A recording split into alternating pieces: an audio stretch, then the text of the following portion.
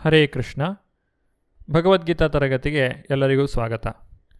ಇಂದು ನಾವು 4ನೇ ಅಧ್ಯಾಯವನ್ನು ಮುಂದುವರಿಸ್ತಾ ಇದ್ದೇವೆ. ಶ್ಲೋಕ ಸಂಖ್ಯೆ 5.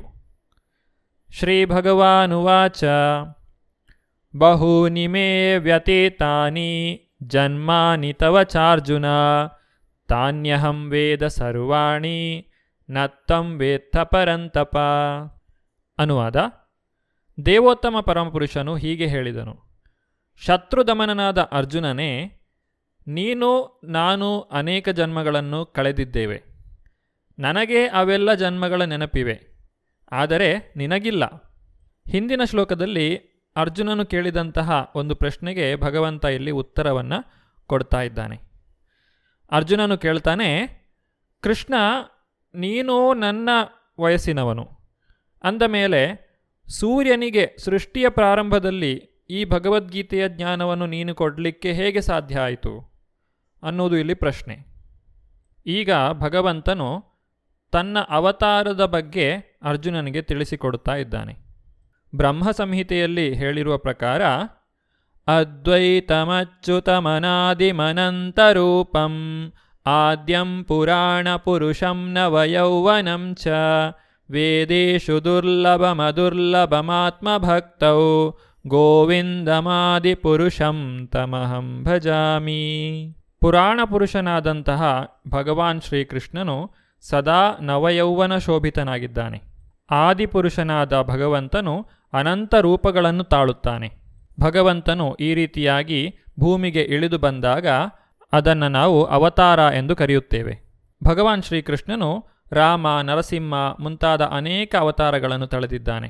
ಯಾವಾಗೆಲ್ಲ ಭಗವಂತನು ಅವತಾರವನ್ನು ತಾಳುತ್ತಾನೋ ಆಗೆಲ್ಲ ಭಗವಂತನ ಶುದ್ಧ ಭಕ್ತರು ಕೂಡ ಆತನ ಜೊತೆಗೆ ಬರುತ್ತಾರೆ. ಭಗವಾನ್ ಶ್ರೀಕೃಷ್ಣನು ಹಿಂದೆ ನಾರಾಯಣ ಋಷಿಯಾಗಿ ಬಂದಾಗ ಅರ್ಜುನನು ಅಲ್ಲಿ ನರನಾಗಿ ಆತನ ಜೊತೆಗೆ ಬಂದಿದ್ದನು. ಅರ್ಜುನನಂತಹ ಭಕ್ತರು ಭಗವಂತನ ನಿತ್ಯ ಸಂಗಾತಿಗಳು. ಕೋಟ್ಯಂತರ ವರ್ಷಗಳ ಹಿಂದೆ ಭಗವಂತನು ಸೂರ್ಯದೇವನಿಗೆ ಭಗವದ್ಗೀತೆಯನ್ನು ಬೋಧಿಸಿದಾಗ ಅರ್ಜುನನು ಬೇರೊಂದು ಪಾತ್ರದಲ್ಲಿ ಅಲ್ಲಿ ಇದ್ದ. ಆದರೆ ಭಗವಂತನಿಗೂ ಅರ್ಜುನನಿಗೂ ಇರುವಂತಹ ವ್ಯತ್ಯಾಸ ಏನೆಂದರೆ, ಭಗವಂತನಿಗೆ ಎಲ್ಲ ಘಟನೆಗಳ ನೆನಪಿದೆ, ಆದರೆ ಅರ್ಜುನನಿಗೆ ಆ ನೆನಪು ಇಲ್ಲ. ಇದು ಸಾಮಾನ್ಯ ಜೀವಿಗೂ ಭಗವಂತನಿಗೂ ಇರುವಂತಹ ವ್ಯತ್ಯಾಸ. ನಾವು ಭೌತಿಕವಾದಂತಹ ಶರೀರವನ್ನು ಹೊಂದಿದ್ದೇವೆ. ಈ ಪಂಚಭೌತಿಕವಾದಂತಹ ಶರೀರವನ್ನು ನಾವು ಸಾವಿನ ಸಮಯದಲ್ಲಿ ತ್ಯಜಿಸುತ್ತೇವೆ. ಆದರೆ ಭಗವಂತನಿಗೆ ಆ ರೀತಿಯಾಗಿ ಇಲ್ಲ. ಅವನ ಶರೀರವು ಯಾವಾಗಲೂ ದಿವ್ಯವಾದದ್ದು. ಆದ್ದರಿಂದ ಅವನನ್ನು ಅಚ್ಯುತ ಎಂದು ಕರೆಯುತ್ತಾರೆ. ಅವನು ತನ್ನ ಶರೀರವನ್ನು ಬದಲಾಯಿಸದೇ ಇರುವ ಕಾರಣದಿಂದ ಅವನಿಗೆ ಮರೆವು ಎಂಬುದು ಇಲ್ಲ. ಭಗವಂತನು ತನ್ನ ಹುಟ್ಟಿನ ಬಗ್ಗೆ ಅರ್ಜುನನಿಗೆ ಮತ್ತಷ್ಟು ವಿವರಿಸುತ್ತಾ ಈ ರೀತಿಯಾಗಿ ಹೇಳುತ್ತಿದ್ದಾನೆ: ಅಜೋಪಿ ಸನ್ ಅವ್ಯಯಾತ್ಮ ಭೂತಾನಾಂ ಈಶ್ವರೋಪಿ ಸನ್ ಪ್ರಕೃತಿಂ ಸ್ವಾಮಧಿಷ್ಠಾಯ ಸಂಭವಾಮ್ಯಾತ್ಮಮಾಯಯ. ಅನುವಾದ: ನನಗೆ ಹುಟ್ಟು ಎನ್ನುವುದಿಲ್ಲ, ನನ್ನ ಆಧ್ಯಾತ್ಮಿಕ ಶರೀರವು ಕ್ಷಯಿಸುವುದಿಲ್ಲ. ನಾನು ಎಲ್ಲ ಜೀವಿಗಳ ಪ್ರಭು.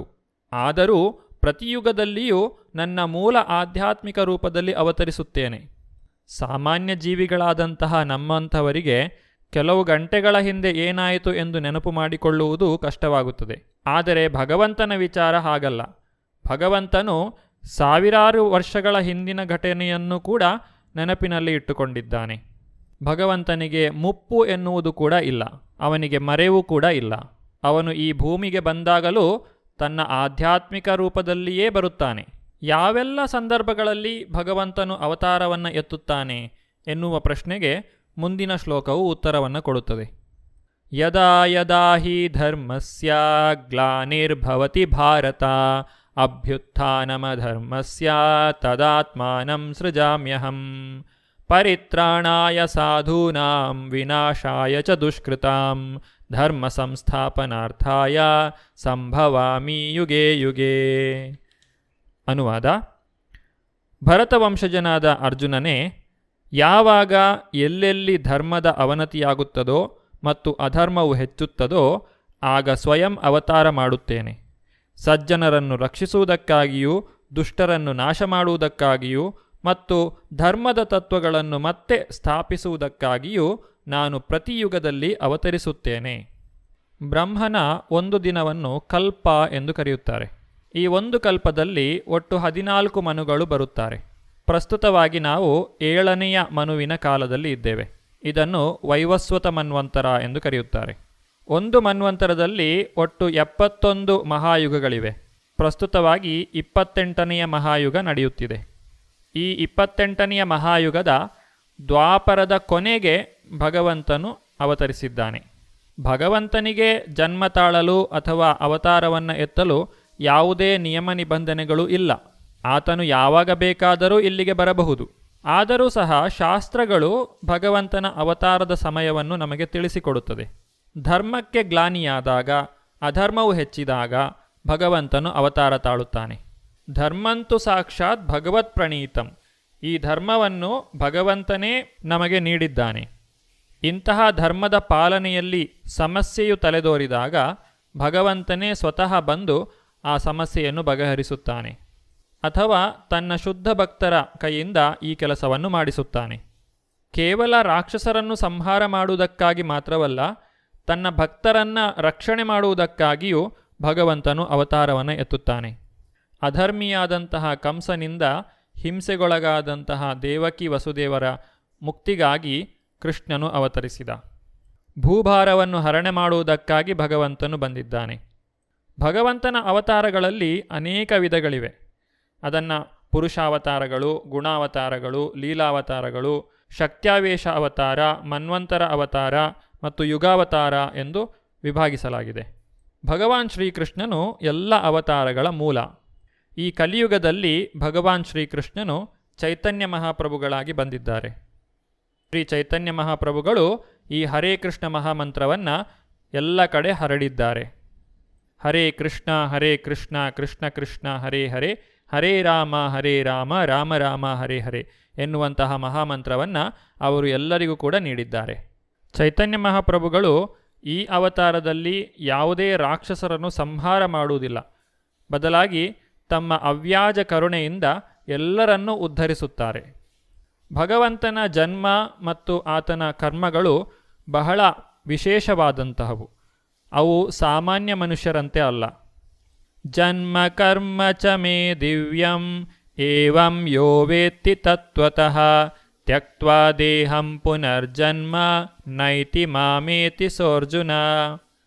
ಅನುವಾದ: ಅರ್ಜುನನೇ, ಯಾರು ಹೀಗೆ ನನ್ನ ಹುಟ್ಟಿನ ಮತ್ತು ಕರ್ಮಗಳ ದಿವ್ಯ ಸ್ವರೂಪವನ್ನು ಯಥಾರ್ಥವಾಗಿ ತಿಳಿದುಕೊಳ್ಳುವರೋ ಅವರು ದೇಹತ್ಯಾಗ ಮಾಡಿದ ನಂತರ ಮತ್ತೆ ಈ ಐಹಿಕ ಜಗತ್ತಿನಲ್ಲಿ ಹುಟ್ಟುವುದಿಲ್ಲ. ಅವರು ನನ್ನ ನಿತ್ಯ ನಿವಾಸಕ್ಕೆ ಬರುತ್ತಾರೆ. ಭಗವಂತನ ಜನ್ಮ ಮತ್ತು ಆತನ ಲೀಲೆಗಳನ್ನು ಅರ್ಥ ಮಾಡಿಕೊಂಡಂತಹ ಭಕ್ತರು ಭಗವಂತನ ಧಾಮವನ್ನು ಪ್ರವೇಶಿಸಲು ಅರ್ಹರಾಗುತ್ತಾರೆ. ಭಗವಂತನ ಕುರಿತಾಗಿ ತಿಳಿದುಕೊಳ್ಳುವುದರಿಂದ ವ್ಯಕ್ತಿಯು ಐಹಿಕ ಬಂಧನದಿಂದ ಮುಕ್ತಿಯನ್ನು ಪಡೆಯಬಹುದು.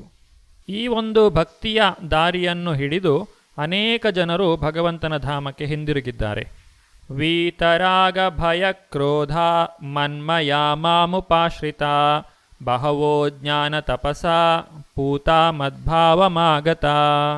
ಅನುವಾದ: ಭಯ, ರಾಗ, ಕ್ರೋಧಗಳನ್ನು ತ್ಯಜಿಸಿ ಅನೇಕರು ಸಂಪೂರ್ಣವಾಗಿ ನನ್ನಲ್ಲಿಯೇ ಮನಸ್ಸುಳ್ಳವರಾಗಿ ನನ್ನಲ್ಲಿ ಆಶ್ರಯ ಪಡೆದಿದ್ದಾರೆ. ನನ್ನ ಜ್ಞಾನದಿಂದ ಪರಿಶುದ್ಧರಾಗಿದ್ದಾರೆ. ಹೀಗೆ ಅವರು ನನ್ನಲ್ಲಿ ದಿವ್ಯ ಪ್ರೇಮವನ್ನು ಪಡೆದಿದ್ದಾರೆ. ಭಗವಂತನ ಭಕ್ತಿಯನ್ನು ಮಾಡುವ ಮೂಲಕ ನಾವು ಭಗವಂತನ ಧಾಮಕ್ಕೆ ಹೋಗಲು ಸಾಧ್ಯ. ಭಗವಂತನಲ್ಲಿ ಭಕ್ತಿಯನ್ನು ಬೆಳೆಸಿಕೊಳ್ಳಲು ಒಟ್ಟು 9 ಹಂತಗಳಿವೆ.